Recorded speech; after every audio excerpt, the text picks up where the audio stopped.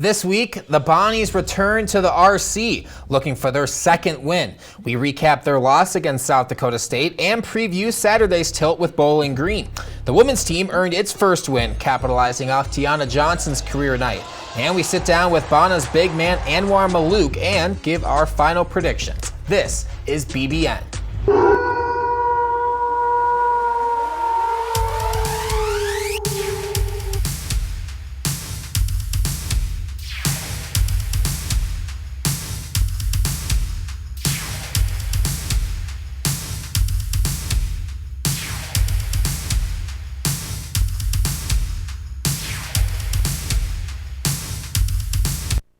And welcome to another episode of Bonnie's Basketball Now. I'm Ryan Bowen, along with Jaylene Valdez and the vet himself from the Olean Times-Herald, J.P. Butler. Guys, we're back in the studio after just being live at Canisius. How are we feeling? Good. Back with another home game. Another home game. Let's talk about the Bonnies' most recent road game against South Dakota State. They traveled to South Dakota in the Sanford Pentagon to take on the reigning Summit League champion Jackrabbits. It was Jan Farrell who started things off hot for the Bonnies, nailing a three-pointer to narrow the Jackrabbits' early lead. And Cairo Liu continues his stellar defense play on this season with this sparking defensive play with this chase down block. But South Dakota State did dominate inside, scoring easy buckets to maintain their lead. It was Jan Farrell getting the second half started for the Bonnies, hitting this dagger from deep. The freshman had a breakout game on Tuesday night. However, the experienced Jackrabbits hang close, taking the lead late in the second half. Daryl Banks did keep things close with this three, but the Bonnies trailed with still a minute to go, and the late game foul shot sealed the deal for the Jackrabbits, and the Bonnies fall in back-to-back fashion now, 66-62, this time to the Jackrabbits. And as we take a look at the stats from that game in South Dakota, JP, what really sticks out to you as we take a look at these? Well, you know, the officiating kind of hovers over the whole thing. We know that with Bonnie fans. 26-10 in terms of the fouls for South Dakota State. It's about as large of a disparity as I've seen. But again, to me, it just really boils down to that last 4-minute segment. We've seen it in back-to-back games now. Despite everything, they've still had a chance to close it out. They're down one with 50 seconds left and come up just a bit short. I think that's what you're going to see in the early going with the young team. That's what we saw the other night. And Jaylene? You know, they typically don't turn the ball over a lot, and I feel like that's what we saw a lot, that there was a lot of pressure, a lot of other guys trying to find their way a bit on the court with their awareness and a couple of foul troubles. So I felt like they were trying a bit more pressure on themselves to cause a bit more turnovers, unfortunately. Yeah, something you didn't see, 30-8 in the free throw battle as well. But Bonnie's men's team wasn't the only team to play last week. The Bonnie's women traveled to Albany to take on the Siena Saints, and it was Maddie Deskowski getting things going early with that three-pointer, continuing her hot start to the season. The Saints, they hung close, evening the score with a layup from freshman Elisa Mevius. The Saints would respond with an 8-0 run. Teresa Sepola taking the lead with her own three-pointer. Late in the first half, it was Tiana Johnson connecting on this three, and the Saints could not contain the junior guard on Wednesday night. Johnson grabs one of her 13 rebounds, drawing the foul with the offensive board. Siena, they would rally in the fourth, and freshman London Gambles gets the steal and the layup, but it was Maddie Deskowski finishing what she started in the first, taking over, hitting back-to-back threes, and keeping the Saints at a distance. The Bonnies would hold on to win this one, their first one of the season, securing it in a 69-63 victory for Coach Fleming, getting his first win of the season. Let's take a look at the stats from this game. Jaylene, I'll start with you. What really stuck out to you from Wednesday night's Bonnies victory? Something that stuck out to me was, even though it's not showing, they only had 10 personal fouls as a team. We saw, as we see, that they're a new team, they're still trying to figure out their way, and it seemed like they were playing with a bit more composure. They were trusting each other with help side defense, where to the point where Yaya Lopes and Taylor Napper didn't get into much foul trouble this game, which is what they really needed. They needed those bigs to not draw as many fouls because the Tiana Johnson and Maddie Ashley was helping on defense in the front court this time. Yeah, the Bonnies, they played well throughout the entire course of the game.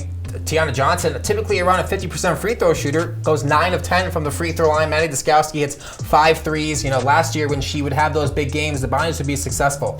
Well, and to me, you know, they had 4 double-digit scores. And it's super obvious, super simple to say, but when you've got 4 players that reach double figures, you take care of the ball a little bit better, they played good defense, you're going to have an opportunity to win games. So if they can get that a little more consistently, a lot of times, you know, they might only have 1 or 2. If they can get 4 even close to that, they'll win some games. Yeah, and JP, you actually just got off the press conference for the men's basketball team ahead of their game against Bowling Green on Saturday afternoon. What was Coach Schmidt kind of saying previewing the game against the Falcons? You know, keeping an even keel with things. I think that's the main thing with just how young and how early it still is. They're happy to be back home. You know, his whole thing is, you know, taking care of home court. Certainly they have an opportunity to do that against a team they'll be favored against. And really in the next 2, with Bowling Green and Southern Indiana as part of this Gotham Classic, an opportunity to get 2 wins on your home floor, feel better, maybe get some guys going into that big game against Notre Dame a week from today. Yeah, Jaylene, that's going to be huge for St. Bonaventure playing against Notre Dame coming up. Yes, it will. This is like a big test for these new coming players. As a team, we're seeing they're playing against mid opponents, and Notre Dame, like you said, this is a big name school. It's whether they'll be able to battle it out to the end or unfortunately lose again. Now, don't forget, we do play Southern Indiana Yes. before that, obviously, but St. Bonaventure will eventually play in the Gotham Classic against Notre Dame, a huge game for that. We'll talk a little bit more about the freshmen. Obviously, the Coach Schmidt was talking a lot about that in his press conference as well. That'll be a little bit later in the show, but our favorite segment, one of them, of course, one word, JP. What's really one word that kind of involves, you know, Bonnie's basketball over the past week? What's really stood out? So my word is similar, and by that I mean this team looks very similar to what we saw just 4 years ago in 2018-19. A lot of people remember this was a team that had just lost the core to an NCAA tournament team. They were young. There were some injuries early. They were finding their way. This was when Lofton and Oshun and Welch, you know, were just starting their careers, and they struggled early, but you could see the talent. You knew it was coming. You knew you just had to be patient. There were going to be those growing pains, and I think that's, you know, kind of the exact same thing we're seeing now. You can see it with these guys, but it's going to take time to come together. And, you know, come January and February, we'll see. You know, I think they're going to look like a different team at that point. And Jaylene, your word? Concerning, as we said, we saw in these past 2 games in Canisius and South Dakota, we saw that right from the bat, there's someone always shooting their heart out, but then it's like towards the middle of the game, and like it's just the team starts to separate from one another. It starts to become a one-man show, which is typically fans don't really want to watch, and we see that not until towards the end, like the couple last 4 minutes, that they start to put their heart back in it again, which is something that we see constantly. But hopefully now that we're back home in the RC, that it will eventually end in a win. And I'll finish things off. My one word, I think breakthrough is the word that I would use. Because Jan Farrell in that game against South Dakota State, finally, I think if you're a Bonnie's fan, you're breathing a sigh of relief. He finally broke through that barrier, finally had that big game against St. Francis. He maybe doesn't play that much, doesn't really have that maybe confidence to play, you know, his type of game. Did make a 3 early on, I believe. But then in Canisius, foul trouble. You know, wasn't really able to get into his groove. This game, he really came to play. He placed, 31 minutes, 6 of 10 from the floor, 4 of 8 from three-point land. He shot the ball with confidence and just kept on going, and he was a big reason why St. Bonaventure was in that game. And that's the first thing I asked Coach Schmidt about today was just, you look for the good things right now amid the struggles, and certainly the flashes that the freshmen have shown so far. So Barry had a great debut, against St. Francis. I think he had 12 and 10 in that game, and then what, as we said, Jan did the other day with 16 and 11. To see that from these guys this early, again, there's a long way to go, but even, Coach is willing to say that we think we're going to have, 2 really good players here. It's just going to take time. They still have to get comfortable. They still have to learn to play within the system and do it on a more consistent basis. But again, you can see that potential bubbling just underneath the surface the way you could with Kyle Lofton and Oshun, and we know how that ended up with those guys, and so the hope is that it's the same, kind of trajectory here. Yeah, another player that St. Bonaventure is really keeping an eye out for is Anouar Mellouk. Last year, red shirts. This year, a starter in the Bonnie's lineup. Our BBN zone, Ganning and Horning, took some time to speak with him about this transition to the starting role for St. Bonaventure. Anouar Mellouk is one of the 2 returning Bonnies from last year's team. The redshirt freshman was not given the opportunity to play last year due to a torn meniscus, with the Ironman 5 still in the spotlight. Now, the 6'8" forward has become a key player in the Bonnies roster as their starting center. he explains how he got his confidence back after his surgery. More confident in my game, especially after my surgery last year. It was an uphill battle getting that confidence back of playing basketball. And I think this summer I got all of it back. During the offseason, Anouar went back to his home country, the Netherlands, to play in the FIBA 3-on-3 tournament, playing against other D1 athletes such as Jesse Edwards from Syracuse and David Nguyen from Kansas State. The Netherlands team was sadly defeated in the championship by France, ending their summer in second place. Anouar speaks about how playing in the Netherlands has elevated his game. I feel like I got a lot better, and I'm playing against, I worked out with the highest level, I guess, so I can't wait for the season to start now and to show it to everybody. Anouar is currently scoring 7.8 points per game and averaging 1 block a game, all while shooting 58.8% from the field. The returning Bonnie says that he is trusting the process and loves the underdog mentality after the leaving of the Ironman 5. Just we're the underdog, and we love that. Like every single one of us is working hard every day. Again, morning, BBN. From Anouar Mellouk, and we like to talk about our players of the game, but we want to hear your opinion. Go ahead and send a DM to SBU-TV Sports on Instagram and give us your player of the game for tomorrow's game, and we will have more BBN when we return. Jordan knows he shouldn't eat this entire bowl of nachos, but tonight he's earned that right. Because a few hours ago in the middle of happy hour, he recognized a sign. Not from the gods or a bolt of lightning, but from a double heart, a kissy face, and a fourth ha in ha ha ha. That's when Jordan knew he was buzzed. So when it was time to go, he got a ride home instead of driving. Be a legend like Jordan. Recognize your buzzed warning signs and get a ride home. Buzz driving is drunk driving.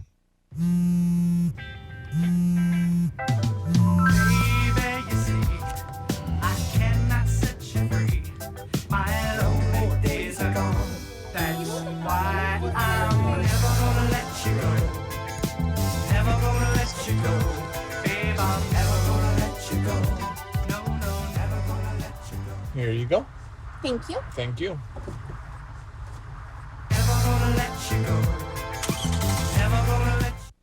When I got the opportunity to get her, there wasn't no choice. I told myself, I'm gonna take custody of my daughter. It's my baby. That's what we're supposed to do as men. Take care of our home, build a foundation, you know what I'm saying? Love, our money, she's my purpose. I'm here to walk with her, hold her hand until she can walk alone. Ain't nothing like being a father in this world. There are 16 million children struggling with hunger in America.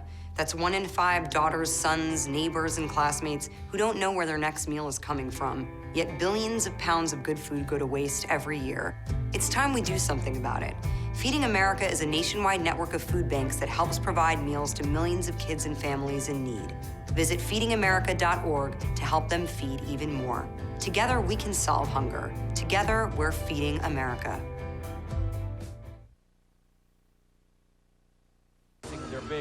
Bonnie's basketball now. Coming up, we're going to talk a little bit more about Bowling Green for the men's side. But first, talking about the women's team again. The Bonnies, they won their first game of the season Wednesday night, controlling Siena 69-63. It was Tiana Johnson's career night that fueled the Bonnies' victory. She had 17 points, 13 rebounds, both career highs for the Bonnies junior. And key performances also from Manny Diskowski, Yaya Lopes, and Taylor Napper. And the Bonnies just overall, they controlled the glass and they limited fouls, playing a much cleaner game than they did in their first 2 showings. Now we're going to toss it over to the monitor to Jaylene and JP. Guys, it was Tiana Johnson from the start to finish really leading this team to victory. Thank you, Ryan. So like you said, we're going to take a look at a couple highlights from Wednesday's game. Here we see Tiana with one of her 3 steals, just taking it full on coast to coast by herself as she sees like court awareness of like herself. She could take it all. She knows as a key player, she could do it by herself. And as she saw her teammate Nadeshka there, she knew that it was just all her. And I think, just kind of the overarching thing, what we're seeing here is after, Asian A. Johnson leaves the program, this team is needed somebody who's going to step up and be that kind of go-to player this is what they need out of a Tiana Johnson. I think she can be that person for them, and then get the supplemental parts from a Nikki Oppenheimer and a Maddie. And just as a whole, they did things in this game that they haven't always done a consistent job of in terms of, again, the 4 double-digit scores, creating some offense off their defense, being aggressive, getting the easy baskets. They've struggled with that a lot in the past, and that's why they've had games where they're only scoring 50, 55 points. Again, if they could get this more consistently, and if Tiana Johnson can be that go-to player every night, they could be onto something. And like you said, JP, the difference in this game, I felt like, was the ball movement. As you see Kira Dandridge, she drives into the basket and she sees a wall of defenders and she just kicks it to Tiana Johnson in the corner. That's a great point, because one of the things that stood out in the first 2 games for me was, again, just being too stagnant on offense, too much standing around watching. They moved the ball really well in this game. They did find the open shooters. A girl like Maddie's capable of knocking those shots down and being that 14 to 16 points a game, should get those kind of looks. So again, a lot of what we see here hadn't happened before, and if they can get that going consistently, they'll be that much better for it. And like you said, JP, Nikki's hurt. This is where Tiana Johnson has to step up. You could see her shooting a bit more with ease, comfortability from behind the 3. It's like she knows Maddie can't be the only 3-point contender on this team, that she also has to step up, and which she did this game. Yep, it's a win, building block going into tournament play next week. Guys, that was great analysis there. Maddie Duskowski, huge parts of that game.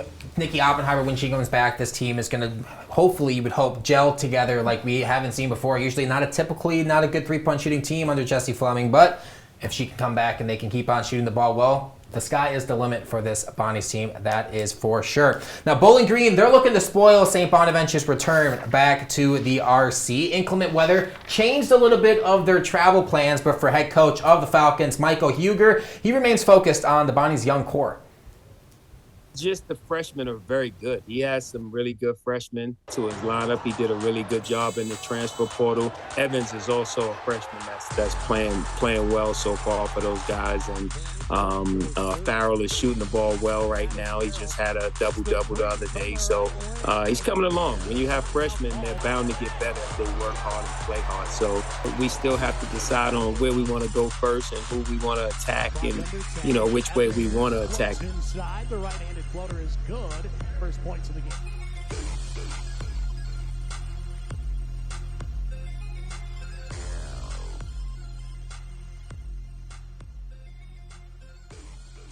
Freshmen that have really been taking over the at least A10 in the first couple of weeks. We're going to talk about these athletes. First, we got to talk about the athletic ability that you guys both just showed, getting back over to the desk and the fashion that you just did. But JP, I'll start with you on the men's side of things. Which freshman's really catching your eye through these first couple of weeks of the season?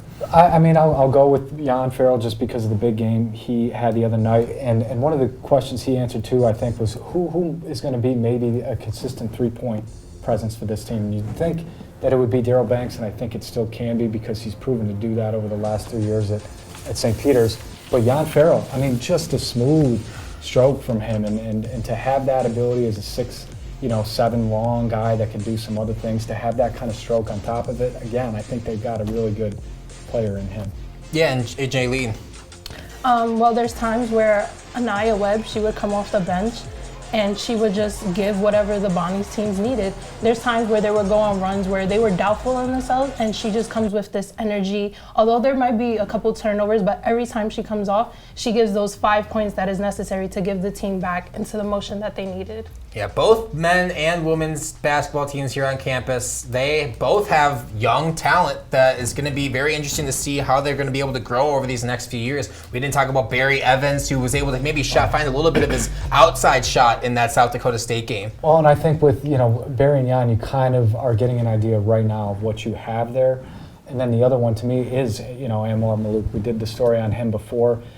If he's somebody who can be sort of that third guy in that big freshman 3, again, the way we had in 2018-19, they'll be that much better for it. And I do think he's a guy that can ultimately give them more of an inside presence, even now, than they've had the last few years. You combine that with what a Chad Benning, we'll talk about that, has given them off the bench. I think that's already better offensive presence inside going forward. Yeah, Kira Dandridge also on the women's side. She is doing very well for St. Bonaventure. Well, doesn't play in that first game, comes back in the second game, plays well. Didn't see too much time in that third game against Siena, but it's going to be interesting to see how she can grow within this program as well.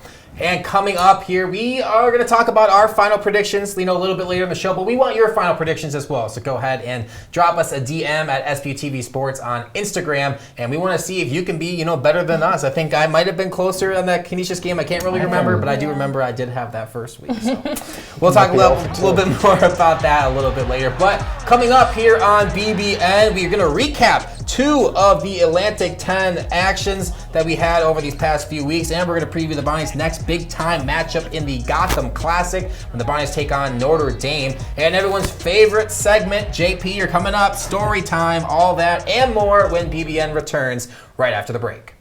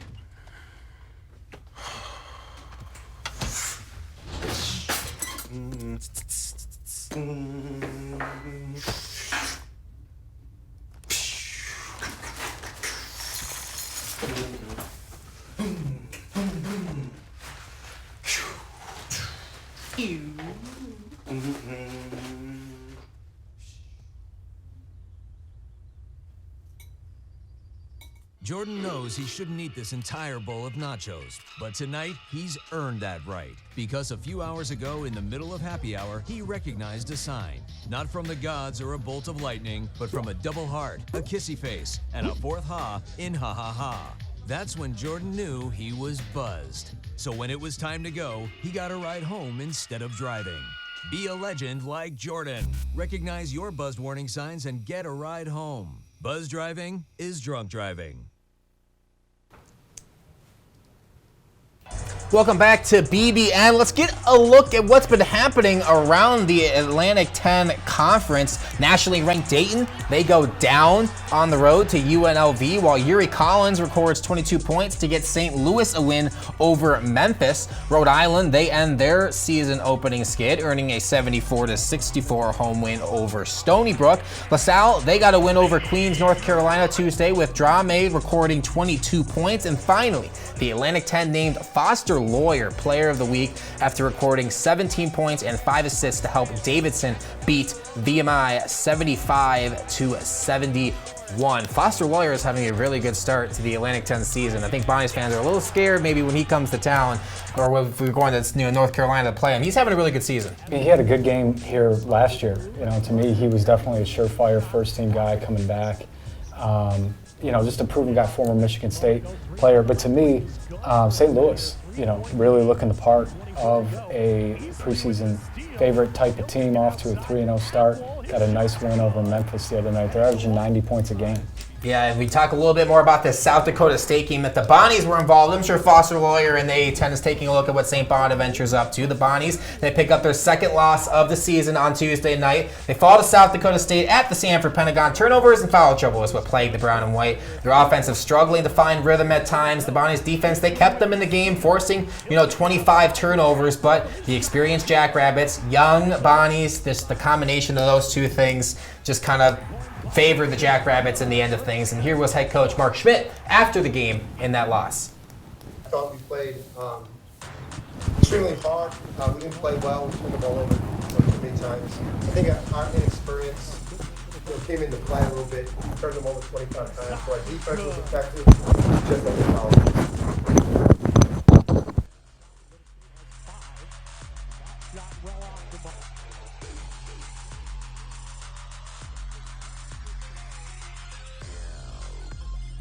quick turnaround for St. Bonaventure. They just played that game on Tuesday, and now they're going to be welcoming in the Bowling Green Falcons into the Riley Center, touting a lineup full of experience. Duquesne transfer Leon Ayers III leads this unit. He averages 21 points a game. Coach Schmidt's squad going to look to contain Ayers and learn from these tough 2 losses that they suffered over this past week. JP, Bowling Green, they come to town.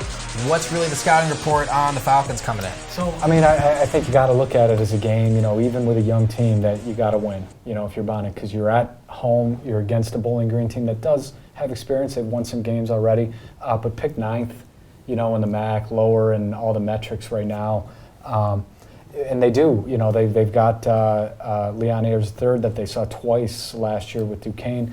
They did a really good job on him last year. Schmidt, you know, pointed out in the pregame, though, that was with a bunch of seniors, you know, who were doing that last year. So the key now is to implement the same game plan, but have a lot of these new guys be able to do the same kind of job they did on him. Eldon was 4 for 20 in Pittsburgh last year. And so if they can do, you know, that same kind of thing, slow him down, he's averaging, you know, almost 22 points a game and they're really going, I think that gives them, you know, a pretty good chance, again, especially in front of the home crowd. Yeah, and Jaylene, talking a little bit more about this game, the Bonnies, they're going to be looking for some big performances, you know, offensive-wise, defensively as well. Who's really the player to watch out for on St. Bonaventure's side that they're looking for to have a really big game to help the Bonnies end this 2-game losing skid? Well, I think Anouar and Chad coming off the bench will have to have a big game. They really prosper on their own rebounds, and that's something that the bigs will have to kind of contest and block out their mans to not achieve that second chance points that they typically get on the rebounding board. Yeah, and JP, it's going to be a battle between these two that we're seeing on our screen right now, Cairo Luke and Leon Ayers III. It's going to be a good matchup between those two. Oh, and Luke has been so good so far. I mean, just statistically, his numbers are incredible. He had a great game with the steals and you know, the other night. But to me, so say you know what you're going to get from a Cairo Luke and the freshman that we've talked about. This is an opportunity. Daryl Banks has scored, but he has kind of struggled shooting the ball a little bit in the early going. Can they get him going at home where he really just has a good, efficient game? Or can this be a game? This is Moses Flowers' home debut. He's played in 2 since coming back from injury. Can they get him going off the bench? If they can get either one of those things and you know what you're going to get from Cairo and the freshman, again, I think that puts them in that much better position. Exactly. And JP, I know you've been antsing about it. You want to get it out. I know you've been holding it in this entire show. Let's get right over to it. What is JP story time this week, Bowling Green week? Because this is the only time in my life I'll ever be able to share this story. So I'm going to take us back to 1997-98. Oh, wow. Okay. Season opener in the Riley Center. I was a ball boy here back in those, the same kids we see now. That was me back in 97-98. Now this time, Bonnet had, it's absurd to think that this would have ever been a tradition. After the first made basket of every season, the student section threw toilet paper, streamed toilet paper. That's been a big thing around the country. I saw that a lot of teams are doing right this. Right after, so they maybe go down and score first possession, all of a sudden toilet paper just comes flying from all angles out of the student section. Boom, T, stop the game. So at that point, though, the ball boys, the event staff people, some of the Bonnet people had to go out and be the ones to clean up the court. And so that was my 15 minutes. That was my time to shine, being out on the court, grabbing as much toilet paper as I could, getting it off, pick up the game. Bowling Green shoots their 2 technical free throws. The game goes from there. But remembering, back to that, Bonnet definitely got a win. That was the last time they played Bowling Green. It was 71-63. I bet it could be something similar this time around. That's an awesome story. So you never disappoint, JP. You and I never don't know when disappoint that with those stories. that must have been toward the end of it, because eventually they were like, this is absurd. We can't just take a technical foul to start the season. Yeah, they had to think, okay, why are we just giving away free points? But that went on for years and years, and then finally they did away with it. But being out on the court and just grabbing as much as I could to help the cause. Exactly. Well, great story as always. Coming up on Bonnie's basketball now, we're going to lay out the upcoming games for both the men's and women's teams, and our crew is going to give our keys to the game for both the Bonnies and the Falcons, and then, of course, our final predictions for today's matchup. We will be right back. This is BBN. This is Daryl Banks III, and this is BBN. I'm Louis Genovese, and this is BBN.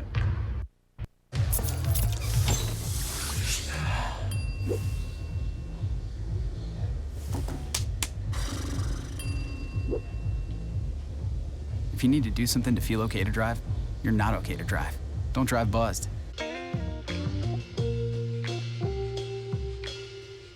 After you joined our family, it was like, I really do feel complete now.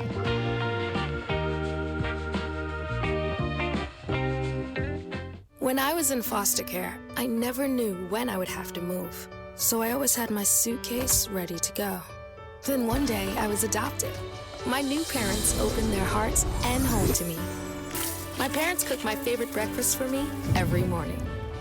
My parents take me on trips I never thought I would go on. They gave me a home and an even better reason to use that suitcase. My parents aren't perfect, but they're perfect for me. Yeah, I know. Look at that. It's so sad.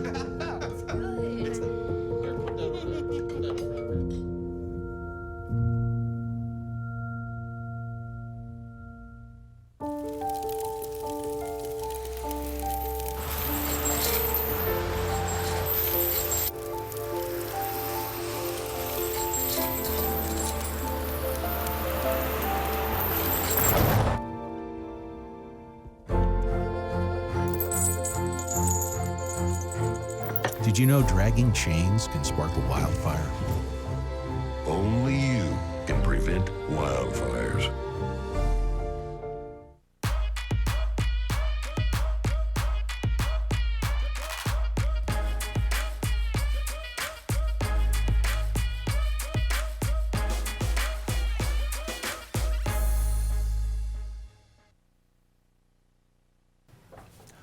Welcome back to Bonnie's Basketball Now. Taking a look at the upcoming schedule for the Bonnie's men's basketball team. They're going to be bringing in, of course, Bowling Green on Saturday. That game's at 2 o'clock. And then a home tilt against Southern Indiana. A lot of people are forgetting about that game. Before they play Notre Dame in the Gotham Classic. First year D1. They are going to have to take care of Southern Indiana. And then they're going to head to Queens, taking on Notre Dame. And then Bonnie will bring home Middle Tennessee to finish out the month.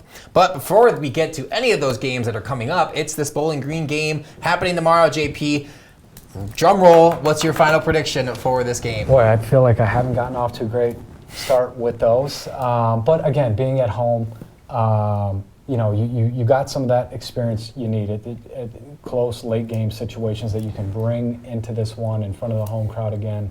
I think the crowd will be juiced up. The fact that it's a Saturday, the only game we've had so far was on a Monday night, that's tough. But at home on Saturday, I think this has the potential to be a double-digit win, and so I'll go 74-63, Bono. And Jaylene? Well, like JP said, we're back in the RC. I'm looking forward to this. From the last two games, I still think we're going to kind of go on that bit of a nail-biting score run. Yeah. I feel like my prediction at best is going to be 74-70. That is going to be just like these past couple games, down by 2. We lose by 2 possessions. Okay. I think it's going to be, I'm more on JP's side, I think, coming in.